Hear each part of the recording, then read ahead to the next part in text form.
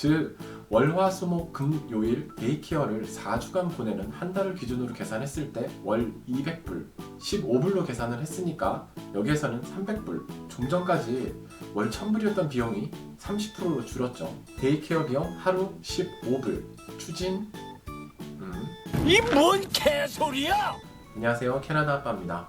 캐나다는 복지가 잘 되어 있다. 병원비 거의 무료고 학비도 없다. 일반적으로 알려진 캐나다의 복지는 크게 교육, 의료, 육아로 나뉘고 이 외에도 저소득층을 위한 생계 보조금이 있습니다.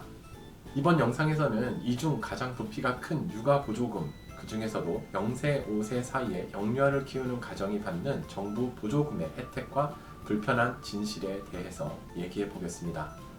캐나다에서 애를 낳으면 애가 18세가 될 때까지 해당 가정의 수입에 따라 육아 보조금이 책정됩니다. 이 지원금은 해마다 새롭게 갱신되며 해당 연도 소득 신고 금액이 높고 낮음에 따라 많아지기도 또는 적어지기도 합니다. 애 한 명 기준으로 500불 전후, 2명일 때 750불, 3명일 때 거의 1000불 전후이며 해당 가정의 총 수입, 즉 아빠, 엄마를 포함한 가족 구성원의 전체 수입에 따라 크게 달라집니다. 그런데 말입니다.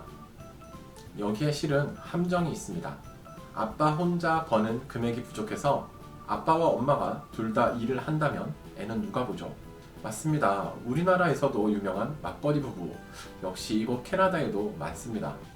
맞벌이 부부들이 일하는 시간 동안 애를 맡기는 곳이 바로 데이케어, 우리나라로 치면 보육원, 놀이방, 유치원 정도로 얘기할 수 있겠죠. 근데 이 데이케어의 비용이 맞벌이 하는 부부의 한 명 급여와 같다면 이 뭔 개... 이곳 캐나다에서 5세 이하의 아이를 맡기는 데이케어의 비용은 무려 월 1000불. 아이가 어릴수록 비싸며 데이케어의 질에 따라 800불에서 1200불 정도이며 당연히 대도시로 갈수록 그 금액은 올라갑니다. 이쪽에 있는 기사를 잠시 보시면 밴쿠버 지역의 데이케어 비용은 전국에서 두 번째로 높은 한 달에 평균 1360불, 1년에 16,320달러가 들어가는 것으로 나타났다라고 얘기를 하는데, 첫 번째는 토론토겠죠. 이 수치가 왜 비싼지 알 수 있게 현재 캐나다 최저임금과 살짝 비교를 해보면 2019년 6월 기준으로 인상된 최저임금은 시간당 13불 85센트입니다. 하루 8시간 근무하는 사람이 주 40시간 근무를 했을 때 한 달을 4주로 잡고 계산을 하면 약 2216불, 여기서 세금 떼고 실제로 받는 금액은 약 1700불에서 1800불 정도가 되겠네요. 즉 하루 종일 밖에서 일하고 집에 왔는데 내 손에 들어오는 돈보다 데이케어에 들어가는 돈이 더 많다는 계산이 나오죠. 근데 애가 둘이면 월 2000불. 상황이 이렇다 보니 애 둘 이상이면 데이케어에 애를 보내는 것보다 엄마 아빠 중 한 명이 집에서 애 보면서 정부 지원금을 받는 게 훨씬 이득이라는 계산이 됩니다. 일을 한 명만 하니 가정 내 수입이 당연히 적게 책정이 될 것이고 당연히 그만큼 정부 지원금은 올라가겠죠. 애가 셋이면 정부 지원금이 최저임금 풀타임으로 근무하는 급여를 육박한다고 하네요. 아직 저도 애가 둘이라 확인은 되지 않았습니다. 상황이 이렇듯 복지가 잘 되어 있는 나라 캐나다에서도 애를 낳아서 키우기 시작하는 0세에서 5세 이 시기가 정말 많이 힘듭니다. 그런데 말입니다. 캐나다 정부에서 정말 어마어마한 엄청난 미래 계획을 발표했습니다. 바로 데이케어 비용 하루 15불 추진.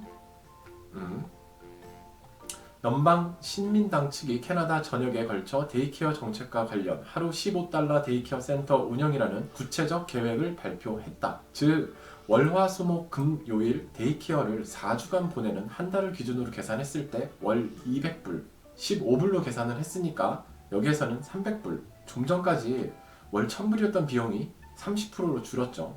이 시행법 개정안은 사실 2014년도에 발표가 되었고 그동안 계속 말로만 이어지다가 드디어 BC주에서는 지난 2018년 10월부터 임의의 데이케어를 52곳 선발, 해당 데이케어에 다니는 가정에게 이 정책을 적용했습니다.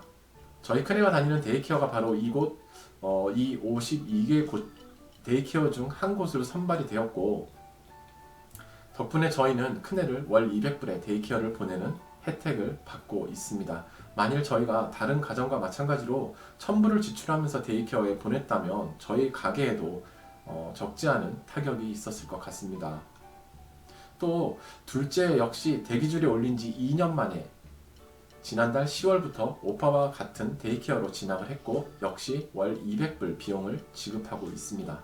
이 시향안이 없었으면 고스란히 월 2,000불을 내야 되는 상황이었던 거죠. 사실 비용이 이렇게 비쌈에도 불구하고 데이케어 시설이 턱없이 부족하다 보니 임신 기간 중에 이미 데이케어 대기자 명단에 애를 올리는 이런 웃지 못할 상황이 벌어집니다. 물론 평이 좋은 데이케어일수록 대기줄은 턱없이 길어집니다. 보통 첫째가 이미 진학을 한 경우 둘째부터는 자동방으로 우선 대기자로 등록이 되는데요. 저희 첫째에도 두 곳의 데이케어를 바꿔가면서 약 3년의 시간을 기다린 끝에 이곳에 진학을 했습니다. 아무튼 원래 얘기로 돌아가서 최근 캐나다 정부에서 이곳 52개의 데이케어에 다니는 가정을 대상으로 수십 장의 앙케이트를 보내왔습니다. 그동안 받은 지원금에 대한 보답이라고 생각을 하고 저도 장시간에 걸쳐 모든 질문에 성실하게 답을 기입해서 보냈습니다. 제 마음이 다 전달이 되었는지는 저도 모르겠습니다.